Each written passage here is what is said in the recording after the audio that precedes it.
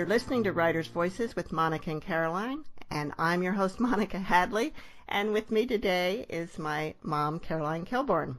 How are you today, Mom? Good afternoon, everyone. I'm good. It's another beautiful day. It is. Gosh. Well, springtime in Iowa. You know, we have a few days of this a year before it gets way too hot. Yeah, I know, but you know the stuff, all the trees are leafed out now, and everything is just amazing. Spring took its time getting here, and then it came on really, really fast. Yes, it did. Yeah, really, really fast. And we are very happy for that. Yes, we are.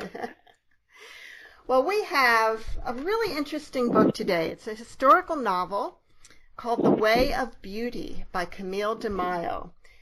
Camille DiMaio always dreamed of being a writer, and those dreams came to fruition with her best-selling debut novel, The Memory of Us. She and her husband split their time between Texas and Virginia, homeschool their 4 children, and lead an award-winning real estate team in San Antonio, Texas. Welcome to Writer's Voices, Camille DiMaio. Hi, thanks for having me. The Way of Beauty is your 3rd published novel, then? It is. Wow. When did the first one come out? The Memory of Us came out in 2016, and the next was 2017, and then I've got this one, and I've got one coming out in March of next year, so I seem to be on about a 1-year schedule. Wow, you're really on a roll. Oh, my. I should say I in love doing homeschooling. Yes, but we've been doing that for a long time, so it doesn't seem like this big thing anymore where it's just our lifestyle. Now, the Way of Beauty is set in the early 1900s to mid-1900s in New York City. Yes. Why there? You know, what drew you to that time period and that geographical location for this novel? I've traveled a lot, and I have to say New York City is just my favorite place in the world for a lot of different reasons. So I always knew I wanted to set a book in New York City, and there's a million stories you can tell. And I read one day about Penn Station because I just love the romance of train travel. And as I researched Penn Station, I saw these beautiful, beautiful photos with these glass cathedral-like ceilings. And I thought, gosh, I have never been upstairs. I've only been down to the bowels of Penn Station, the concrete tunnels. I just must not have gone upstairs. But then I realized that big, awesome, beautiful train station didn't actually exist anymore. It was demolished in the 1960s in order to build Madison Square Garden. But there was quite a story behind what it took to dig the tunnels under the rivers to the train station and to build the station itself.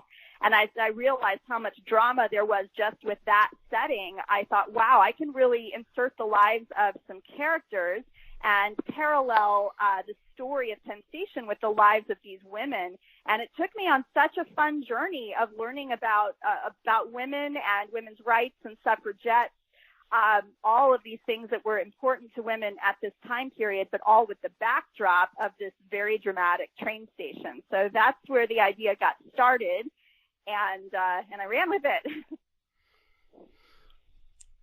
Now, Camille, one of your main characters is the child of German immigrants, and the other is the child of Italian immigrants. Do you have those heritages in your own family? I do. I'm half Italian and half German, although my family has all been here for several generations. But my husband is first generation on both sides. He is also half Italian and half German. And they're very different personalities, those two sides of things. And so it's funny how he and I balance each other and end up understanding each other when I'm being a little more German and he's being a little more Italian. We just kind of get it about each other. But those traits definitely made their way into the book, and they're near and dear to my heart. So in writing a book where there were immigrants, those were my natural choices. I was going to say, I thought that you portrayed the different ones very, very well, and that their immigration status and so forth. I thought that was really good. It was really difficult for immigrants in the city at the turn of the century in the early 1900s, wasn't it? It was, and if I had just run solely with that aspect of the story, there's even more that you can tell. It's a backdrop for my book, and in a relatively small part, but the plight of the immigrants coming in is remarkable, and there are so many more stories to tell about it. And I'm already kind of thinking about where I might want to bring that into future books. But they took the jobs that nobody wanted. They worked to the bone. One of my characters is one of the men who actually built the tunnels underneath the East and Hudson rivers, and it was terribly dangerous work. And he becomes very sick from it, actually. But that's all he could get, not speaking English. And, a lot of them really suffocated their original languages in order to try to assimilate and learn English. And I bring that into the book a little bit, too. You had to let go of any identity you had before. Well, it hasn't changed that much even now for immigrants. No, as I was saying that, I was thinking that there's still very similar issues. Yes. Maybe the countries that they're coming from are different now. Yes. But the issues are the same. The job, being exploited in a sense in the job market hasn't changed. That's right. Really with this book, both with the immigrant storylines and the women's storylines in the book, that's what I love about historical fiction is the issues that people were dealing with 100 years ago are really not very different. Be it the women, the immigrants, we're dealing with a lot of the same issues. And I think historical fiction teaches us where we came from and also shows us our similarities. And I love that about the genre. Right. Were both of your earlier books historical fiction as well? They were, and my fourth one is as well. I'm not saying I'll never branch out someday, but I just deeply love going back about 80 to 100 years and looking at all those similar issues, but how they had to deal with them in different ways. They didn't have cell phones or the internet, and they didn't have some of the technological advances, so it creates even more opportunities for drama. And you add, world wars in there and everything. It's just a great playground for an author to have such rich details to use in books. Well, what were the settings for your earlier books? The Memory of Us was set in around World War II in Liverpool and London, and it was originally inspired by the song Eleanor Rigby by the Beatles, which is why I set it in Liverpool, and just really loved that setting. I've always loved reading Jane Eyre and British novels, so it was fun to set that there. And Before the Rain Falls was set in a border town in South Texas. And being a fourth-generation Texan, that was just something I dearly loved writing about in that location. And my upcoming one, my fourth one, is set in Coronado, California. So I really love to have a sense of location and place in my books. It's kind of my launching point. And what about time? Are they all in the similar time? Roughly, they're all in the 20th century, and so I don't personally care to read things that go back too much further than that. I like it to still be close enough that maybe our grandparents would remember some of those details. So I like being close enough to that, but I don't like being completely modern. So it's good period for me. How do you research the details to know, like in 1912? Did trains, what were the train schedules like? What were the trains themselves like? The kind of the day-to-day details that maybe don't get recorded that often. How were you able to establish the authentic realities? The internet is such an amazing resource. I use a lot of YouTube, and I look at a lot of images online, and sometimes you can find articles, letters. So for example, with train travel, I've done a lot of train travel, so I start with what my own experience is, and that's what I kind of write in a chapter. And then I think, okay, I take myself through every step of that process and say, how would it have been back then? And so I kind of work backwards, and I make any corrections. Sometimes the experience is very similar, and many times it's very different. So I start with that. And then once in a while, there's just a detail that you cannot find because it's very obscure obscure, and so I just make a really educated guess as to what that might have been like.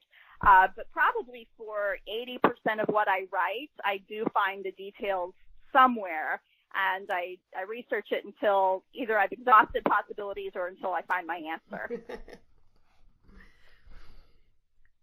So, Mom, particularly when you were reading the part that was set during World War II, were there things that you remembered from your own youth that you could identify with? Well, of course, we had rationing. There was some candy bars you couldn't buy because they were sending them overseas, and that was fine. And of course, sugar was rationed, and there were some other things that were rationed. But I never felt like I was deprived of anything. And of course, in the Midwest, everybody had a victory garden, and everybody grew their own vegetables and everything. And of course, we had a big orchard, so we had fruit and everything. So we were very fortunate. In the city, I don't know. I can't imagine what it might have been like in the city. Might have been very, very, very different, I imagine. I know that they took little patches of land, and there were definitely victory gardens there. Anywhere where anybody could plant anything, they were doing that in the cities too. Although with the population, I'm sure that was much harder for those to be effective there. Yeah. Right. You even have a mention of one of your characters starting a victory garden in a park.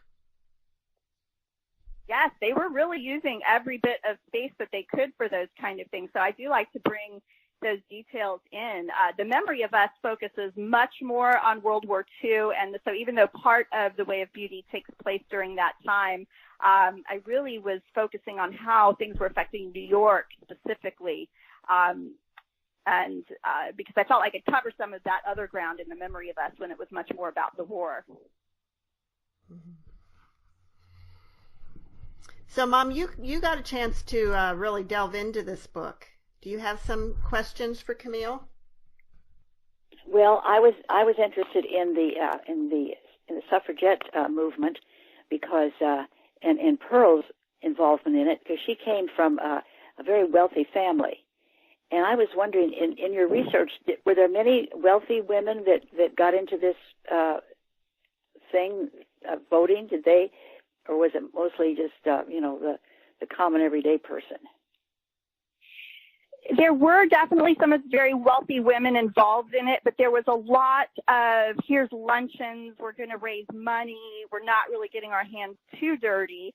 That was probably the more widespread experience. My character of Pearl, she witnesses some very horrendous things, though, because she is a little bit closer to the action, with her father actually owning some warehouses and so forth, and some factories. So she takes a much more hands-on approach than most women of her status would have been. So her family's initially, patting her on the back for getting involved, but then when she really, really digs in, they're not so happy about that. And of course, then she marries the wrong man. Right, twice. She becomes a widow, having definitely married the wrong man according to her family, and then just goes and does it again. So it's kind of cementing her fate with that. But I really enjoyed learning about that. I did not know a lot about suffragettes going into that time, and I'm a very avid voter. I vote in every election, even the local ones that come along, and I completely appreciate that right and who died for us to have that right. But I hadn't really dug into the lives of the suffragettes and the sacrifices they made, and I learned amazing things about what they did in their hunger strikes and their force feedings, and really dug into the march from Washington D.C. or from New York to Washington D.C. in the winter. Really fascinating stuff, and just makes me appreciate. Next time I go to vote, all of that is going to really come to mind in a very present way. Now, I'm ashamed to say I'm not sure how that happened. Was it a national thing that they passed in Congress, or did the states have to ratify it individually? Some of the states were letting women vote far before it was an amendment, a nationwide amendment. So there was even a woman who was elected to Congress from Montana years before the 19th Amendment happened. So there were some great things happening primarily in the West. The West was getting it before the East was, in many cases, the Midwest. So yay, Midwest. So there's a lot of great things going on much earlier, but it finally culminated nationwide, which was great. But there were very coordinated efforts eventually among all of the different states and the women in the states and communication that allowed it to be a national conversation. You're listening to Writers' Voices with Monica and Caroline, and our guest today is Camille DiMaio, author of The Way of Beauty. She's also the best-selling author of The Memory of Us and Before the Rain Falls. So, Camille, tell me, did you always want to be a writer?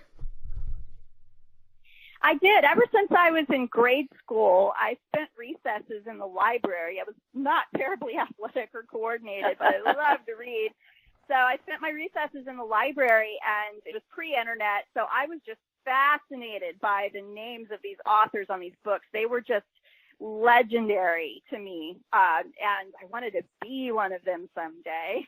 But you couldn't, go Instagram them or message them now as you can, which is such a fascinating and wonderful part of today's bit of being an author. But it really created this lore around them, and I was just so wrapped up and fascinated by that. And I just read and read and read. I don't have any formal education in writing, but I've read so many books, and so I feel like I absorbed a sense of story and what works in a story just by reading a lot. Well, then when you went to, I'm sorry. No, go ahead, Mom. I was going to say, then when you went to research, when you go to research some of these things, you sort of have an idea of where to go to look, don't you? I do. I have a very, very light outline when I start. I kind of think of it as a skeleton, and because the history just is so rich, and some of the things that are most fascinating I don't find out until I'm actually in the research process. I save a lot of opportunity to put the meat on those bones for the research. So some people are amazing plotters, and they have these huge rooms full of Post-it notes, and they know exactly what's going to be in every single chapter.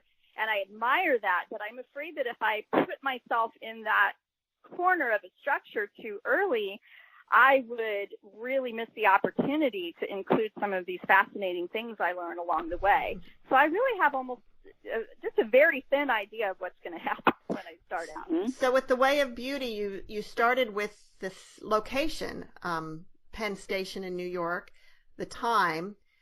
Did you immediately know that you wanted to involve the suffragette movement in the storyline? I did not. In fact, the character of Pearl, who is a suffragette, she really was going to be a fairly minor character to start out with. And this is where I love how, she was going to get a little bit more than a mention. She'd have some scenes, but not be a major character. But as I researched that element of women in that time period, and that was such an important element of women in that time period, she just became a much, much bigger character, because I couldn't tell the story of the suffragettes without telling Pearl's story, and she just needed to become a bigger character at that point. So that's where I like to leave lots of room for those kind of changes for myself. And did you think about making Vera more involved in the suffragette movement instead of telling Pearl's story, or would that just not have worked? Well, my character Vera, her mother's no longer alive. She dropped dead of exhaustion working in a factory, and her father was one of the sandhogs building the tunnels, and so he's very ill still from the effects of the bends, which was a common ailment. So she is trying to support them and be his caregiver. She really doesn't have the time to go become an activist. It's really not even on her radar. But when she encounters Pearl, who is the fiance of the man she loves, she's ready to be all jealous, but finds that she's very fascinated by these causes that Pearl is taking up. So she does get involved, but it's a little bit more peripheral because she still has some pretty overwhelming opportunities. So she does what she can, but I couldn't make her somebody who drops everything to be an activist, because she has a very ill father to take care of, and that's her priority. She does realize, though, that how important her role is in caring for William. yes. so that Pearl can do what she has to do. She does. And, like a lot of different issues, not every one of us can be the ones on the front line of something, but we can be support, and support is every bit as important. And at different times in my life, I've either been somebody campaigning for issues I believe in, or I've been somebody who's donated or made, phone calls, and it's a little bit more of a background role. But you need all of those roles. And so Vera definitely does things that allows Pearl to go be the activist she can, but not every single person needs to be a Pearl. Right. Nor can they, because they don't have the stamina or the, that was that. It takes all kinds. Beauty of humanity. It does, yes. Camille, where did the title come from, and what does it mean to you? The Way of Beauty came from the idea that we have this train station that was built to be one of the most beautiful in the world, bigger than anything in London or Paris, and it was stunning.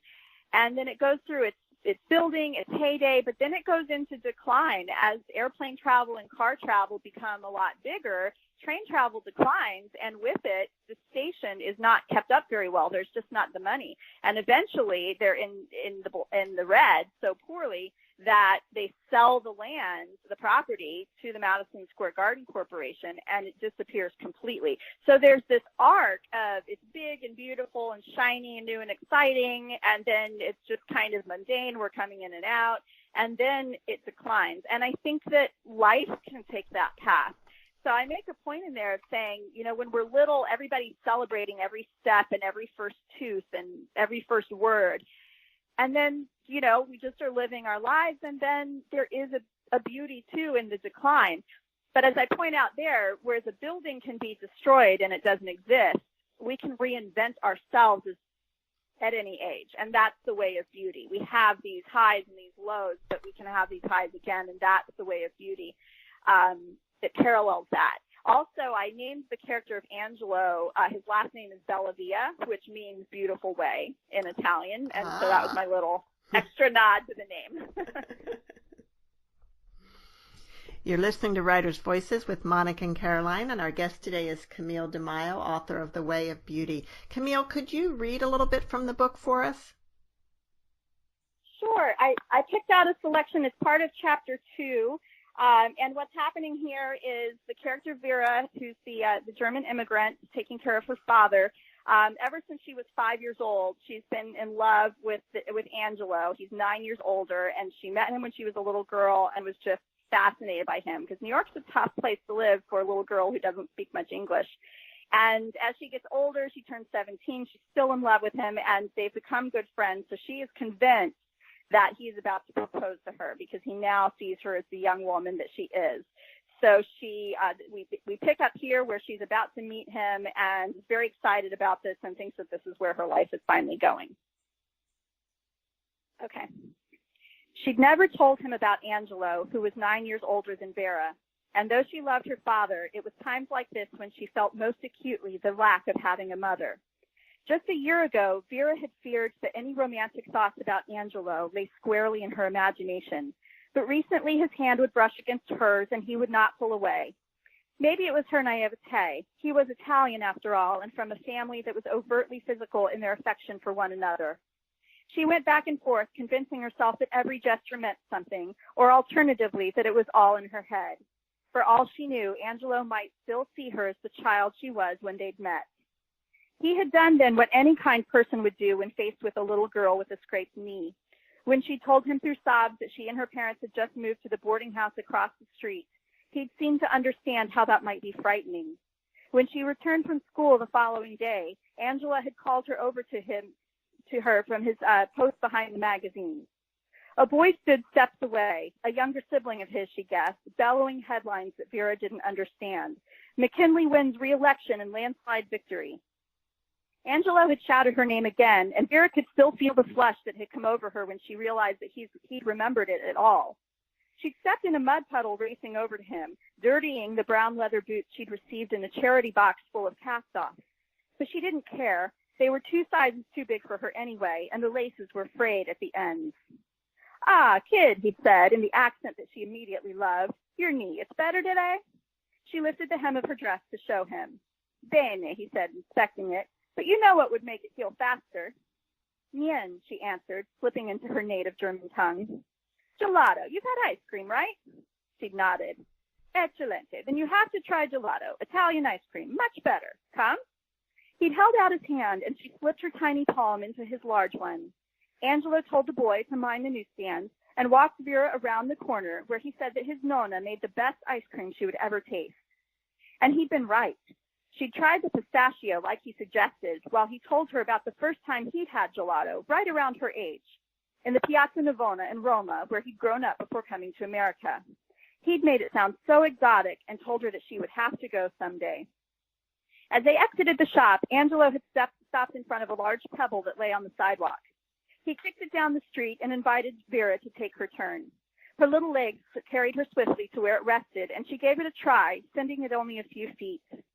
Angelo caught up and sent it soaring, grazing the top hat of a man walking toward them and garnering an ugly retort. Vera stifled a giggle, mirrored by Angelo, and they continued their game until they returned to his newsstand. Here we are, kid, he'd said. She winced at the nickname, already wishing that she was 14 just like him, practically an adult. Back to work for me and home for you. Glad your knee is better. Come back and see me sometime. You'll have to try the stracciatella. No one makes it like my nonna. Thank you, she'd whispered. And how do you say that in German? Her eyes widened at his encouragement of the language she knew so well. Everyone else tried to make it go away, as if there was something bad about it, bad about her. Danke. Danke, he'd repeated, and it's grazie in Italian. Vera remembered how she'd had to strain her neck to look all the way up at him, how tall he'd once seemed to her, although now she'd nearly caught up. Vera reread his note from today. Meet me at our spot on the steps of Penn Station, 3 p.m. I have something important to tell you. Today might be the first time he would kiss her, and she would only need to raise herself slightly on her tiptoes to meet him. She'd pictured this moment for so long, and now it was upon her, upon them. Vera brushed her hair through her fingers and rearranged the silver clip. She'd always liked how it looked against her blonde hair. In contrast, Angelo seemed so exotic to her with his wavy dark hair and deep brown eyes. What might their children look like? She smiled. She was getting ahead of herself. Vera pinched her cheeks, a poor girl's rouge. She bit her lips to redden them and slipped on a wool sweater. Her feet barely touched the wood stairs as she hurried down to the street. It was only 4 blocks and 1 avenue to the other side of the train station. Penn was a microcosm of the city with its oceans of steps, towering columns, hurrying commuters. It had allowed people with money to move out of the city into Long Island and Connecticut. It was the 4th largest building in the world, 70 acres of floor space. And people who knew such things said that its grand concourse was the size of the nave of St. Peter's Church in Rome. Vera enjoyed watching the well-dressed men sidestep the flower sellers and the coiffed women cling to their handbags as they walked next to the beggars. She might never be able to see the world, but all the world came to her through the tunnels of Penn Station. She and Angelo liked to sit on the steps and guess the nationalities of the people who would walk by speaking languages they couldn't decipher. Angelo understood this about Vera, and they had this in common, that as big as they could dream, they could be just as happy amusing themselves with these simple pastimes. As Vera approached the station, she saw one of the elegant sorts of ladies from afar. Her long, pale pink coat screamed quality even from this distance. She wore tall boots and a hat with lace trim that stopped just short of her eyes. Vera was just about to avert her own eyes to look for Angelo when he suddenly appeared next to the woman. Vera quickened her steps, tingling with anticipation. She raised her arm to wave, but Angelo wasn't looking at her. He was still looking at the woman. Why wasn't he walking toward Vera? The woman smiled when she saw Angelo and slipped her gloved hand through his arm. His smile matched hers, wider even. Only then did he turn and see Vera. Her heart sank like lead. Something was wrong. "Hey, kid," he shouted. She cringed. "Kid," he repeated as she walked up to them. The woman had not let go of his arm, and Vera was appalled to see that she was even more beautiful up close. Perfect white skin, lips that looked as if they were stenciled by a gifted artist, eyes that seemed translucent. "Ah, there you are, va bene. I can always count on my German friend to be right on time." It was an old joke. Vera arrived 5 minutes early everywhere she went, and Angelo would be at least 10 minutes late. "Angelo," she said, hoping her voice didn't shake. She avoided looking at the woman. "Thanks for meeting me here today. I told you I had something important to tell you." There was a look in his eyes that she didn't recognize and couldn't begin to interpret as he went on. I want you to meet Pearl Pilkington, my fiancé. Yeah, that's And that was Camille DiMaio reading from The Way of Beauty. And right away, you have a lot of sympathy for her, for Vera, because, you know, she's been in love with this guy for quite a while and admired him and everything, and they were both, you know, from immigrants, and then all at once, wham, he's going to marry this other gal. So, and it goes from there. That's right. So there's some love triangles going on in this story among all the history. I always like to add a little bit of romance, and the surprise to Vera is she ends up becoming good friends with Pearl when she expects to be kind of jealous. Yeah, that was I thought that was good. I thought that was a really good line because to follow, because she was very important in Pearl's life, and as caregiver for her son, and also Pearl knew that she supported her cause, even though she couldn't participate, you know, in it, but she still, and I think that was important to Pearl. Well, and we do so much better as women to support each other than to tear each other down, and that's really an element of female friendship I wanted to portray, that even love, romantic love, can't break the bonds of good women who are good friends. Yep. I like that, and I also like that the women weren't judging each other. Pearl did not fit the normal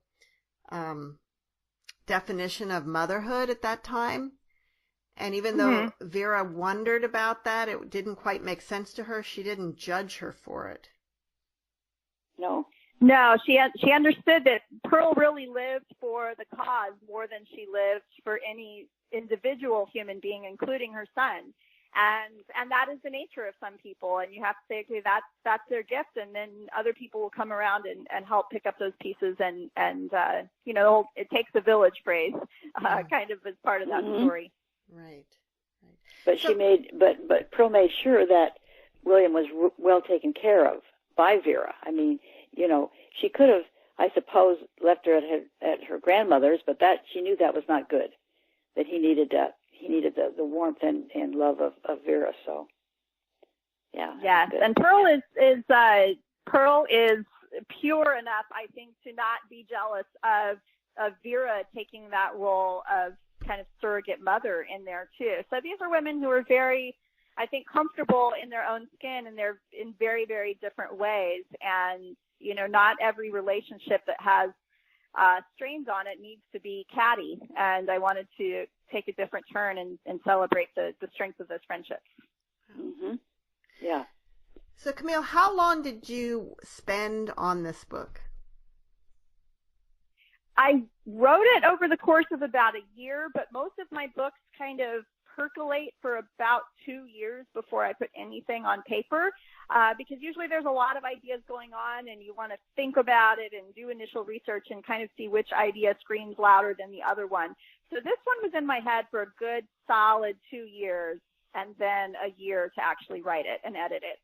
Wow.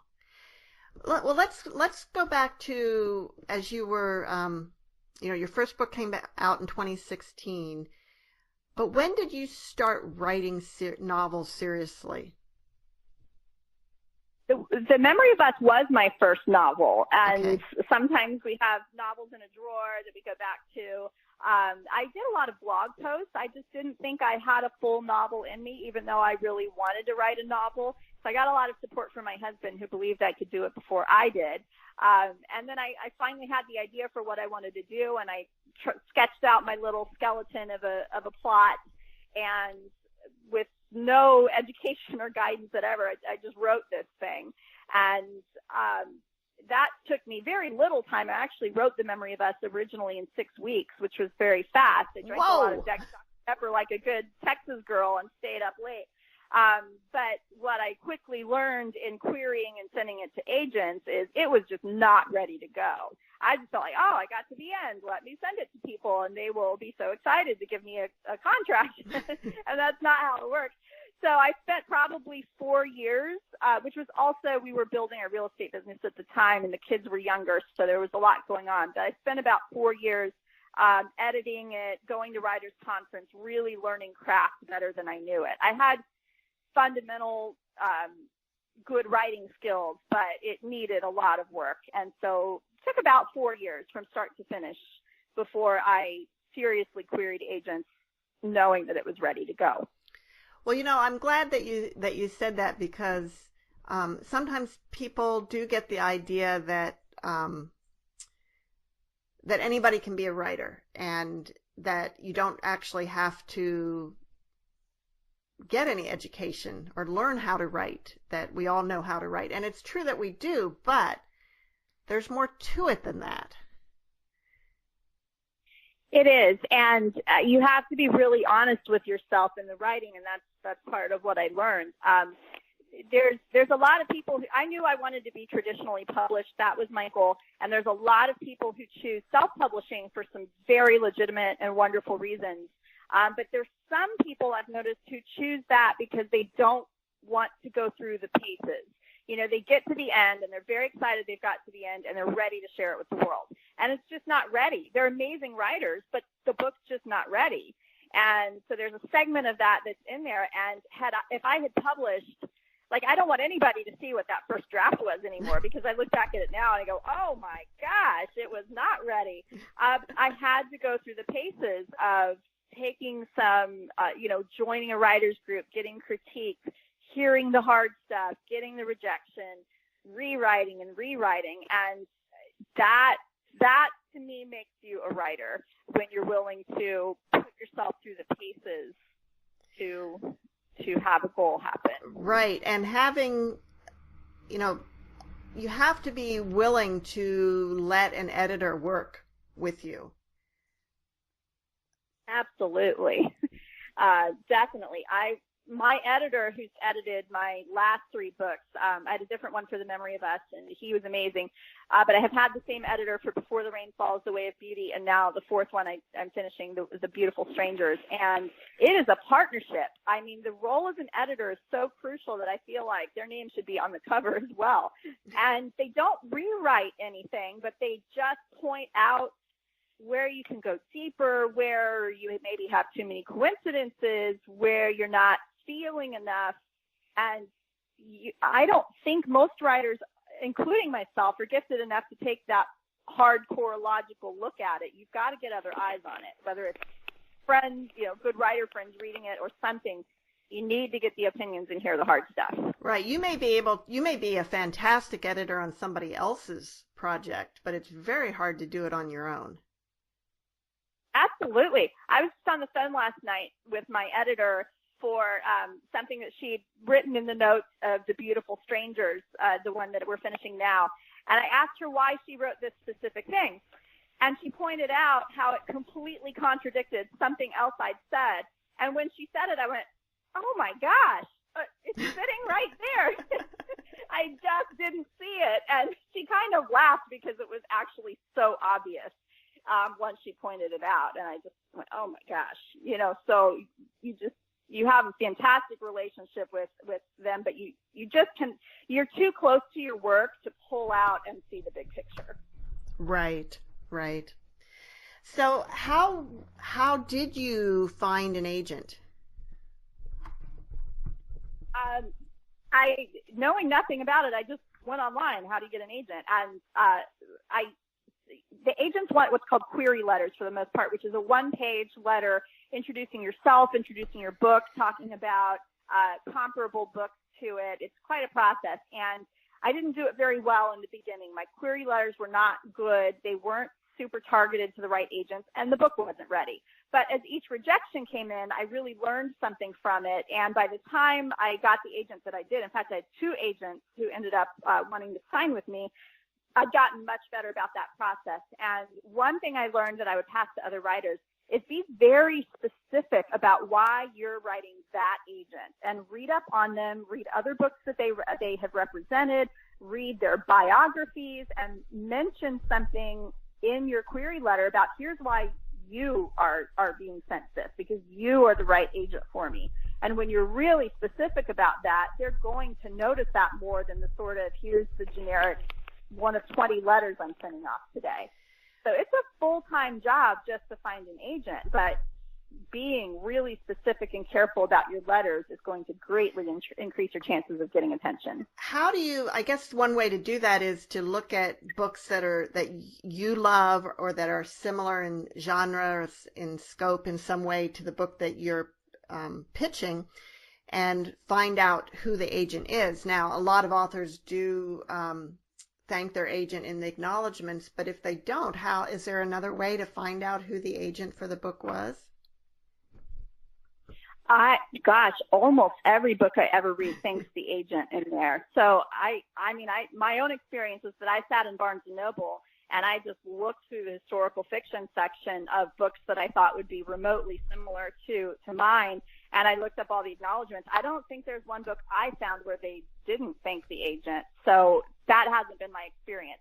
I know that there's sites probably like on Publishers Weekly. There are some sites that you can pay a small fee to get into that have some pretty extensive information about agents, and you also can just Google, literary agents, historical fiction, and you'll find a lot come up. But I literally sat in Barnes & Noble and looked through a lot of books. I think that's a very effective way to do it, because then you really can target your queries to people who like the kind of book that you wrote. Right, and the reason I racked up a good number of queries in the beginning is I just sent pretty generic letters out and sort of blanketed a lot of agents, and that's not the way to do it. This is something where it needs to be super targeted. And when I started doing that, I came up with this silly number. I just said I'm going to email, or I'm going to query 6 agents at a time, but they're going to be really well-researched agents. The first time I defined those parameters for myself, 2 of the 6 wanted to sign, which was a great ratio. Wow. I wish I'd done that earlier. That is great. That is great. Now, how did you how did you decide which one to go with? I'm really a prayerful person, and I just often have gut instincts about things, and it literally came down to gut instinct more than anything. What I didn't know at the time is that my agent's actually a really big agent, and I don't think I realized that about her. I just had a great rapport with her and just had this gut feeling that she's the right person. I prayed about the decision. And one thing I really liked about her is she was a Harvard-trained attorney originally. And because my book at the time it was about Eleanor Rigby, I didn't know if I'd run into legal challenges with that, so I really liked the idea of having an agent who had a legal background and could advise well on that.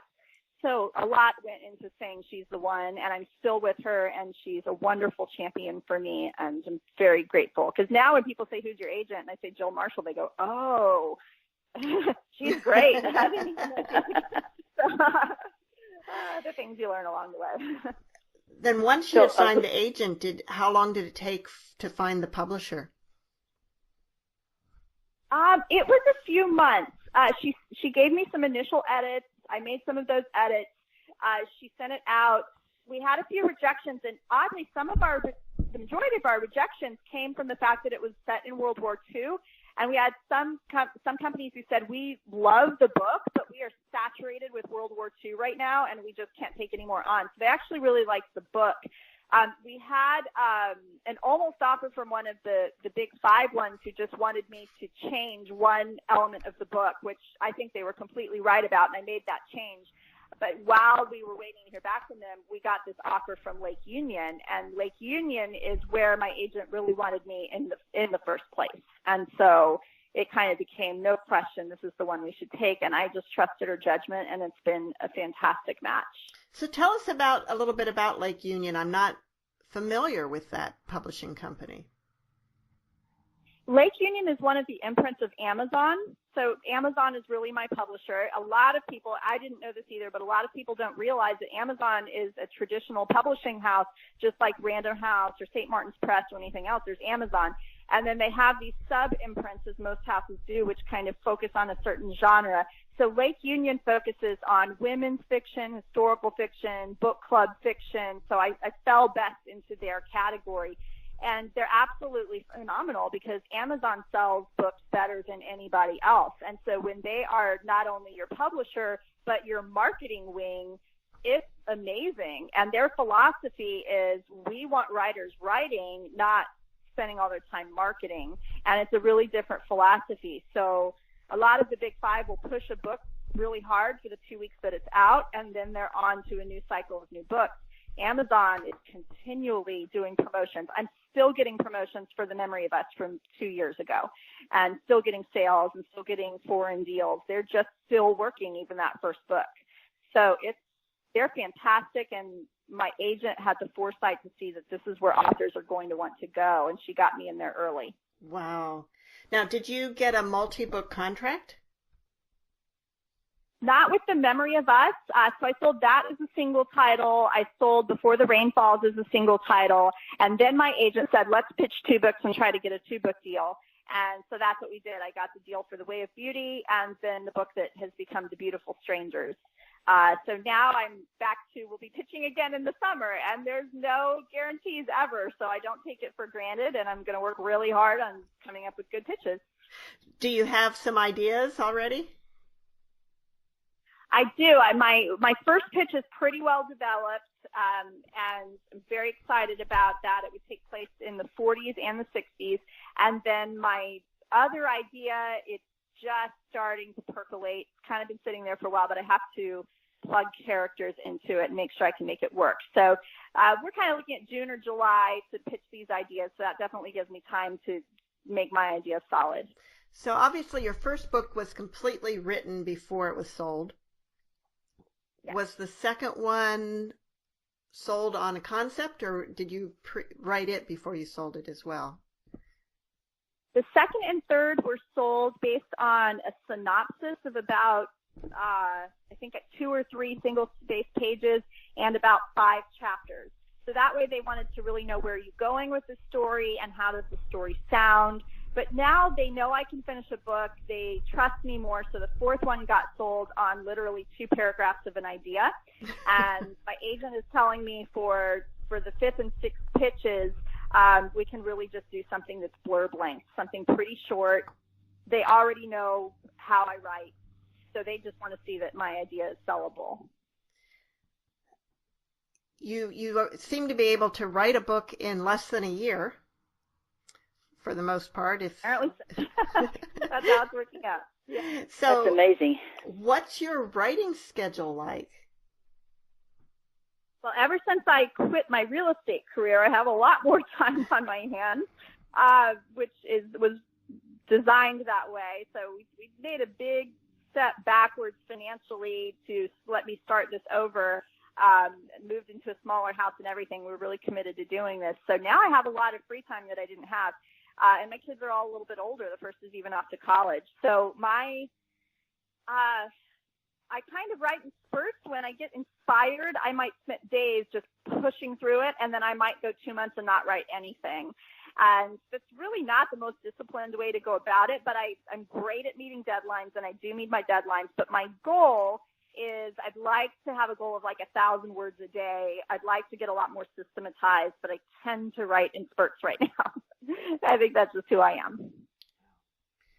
Well, it certainly has paid off for you. I mean, gosh, a book a year, that's amazing. When you're writing in bursts, then are you writing more than 1,000 words a day?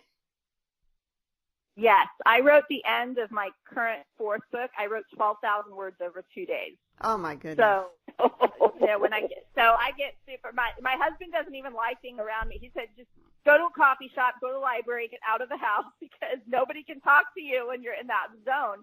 And he's right, because when it just hits, I've just got to run with it. Because life and having kids, there's so many distractions that, when I finally have that spark, I've just got to go somewhere where there's no distractions and get it done. But I use that time really efficiently, and I get a lot done during that time. Okay. And then literally I may go 2 months and not do anything. Is a coffee shop a place for you that does not have distractions? Yes, because nobody's saying mom, mom, mom. Noise does not bother me. Mom, mom, mom. Well, not that mom bothers me, but it's pulling my, somebody needing me for something, and I want to be there. I want to say yes. In a coffee shop, nobody needs me for anything, but I actually really like the buzz. If it's quiet, my thoughts can actually go, just go all over the place. So I sort of like the background buzz. It's like, a vacuum cleaner in the background for babies who like to sleep with noise. But it doesn't distract me. Do you write on computer or by hand? I write on a computer. I love handwriting. I write at least a letter a day. I love writing letters and snail mail, but I could not possibly edit well if I have handwritten books. So for me, it's all on the computer. Just Word, though. I'm really simple. A lot of people have some really super awesome, sophisticated programs like Scrivener, but I'm just, Word and my laptop, and I'm good to go. How about the planning? Tell me. Oh, go ahead, Mom. I was wondering about the cover. How did they decide on the cover? Because it was very attractive, I thought. They did a great job. Lake Union is so great with covers, and they have outside artists that they contract with. I think this particular one was out of Mexico for this one. And so they send me some initial concepts. Ultimately, it's their decision, but they do let me have some input. And so I saw all the various ideas for it. But the girl on the cover was always in the original idea, as was the background. The colors of everything changed pretty drastically over the course of things. But that girl was chosen from an old vintage photo. It was actually 3 girls walking together out of the building, and they were able to just extract this one image of one girl and put it on the cover and change the coloring from this old black and white photo. It was really fascinating to watch the process. I'll bet. Yeah, well, it turned out really, really nice, I think. Thank you. I love what they did. When you're writing, like the planning process, you say you have to write on computer because you need to edit, but how about, like, do you ever do like little character sketches or notes to yourself? Is that part of your writing process also? Almost everything about a particular book goes right in there on Word. Sometimes if there's something I know I want to add later, not forget it, I'll just go to the end of the document and I have just a little list of things that make sure you include this somewhere in there. But just living life, I'm always making observations and I'm always finding things that would be great to put in books, little details about something, but it might not be right for the current book. So I do have, just in the section on my phone of notes, I have a section that's writing notes. And I just write down random observations. And then as I'm writing another book, I'll kind of go back to those and see if any of those still strike me in the same way and if they seem appropriate for that book. But the current book I'd be working on, everything stays in the same document. What do your kids think of your books? Do they read them? My oldest is a voracious reader like myself, so she's read all of them. My second daughter doesn't read quite as much. She's read the first one, and my younger two are just a little too young for it.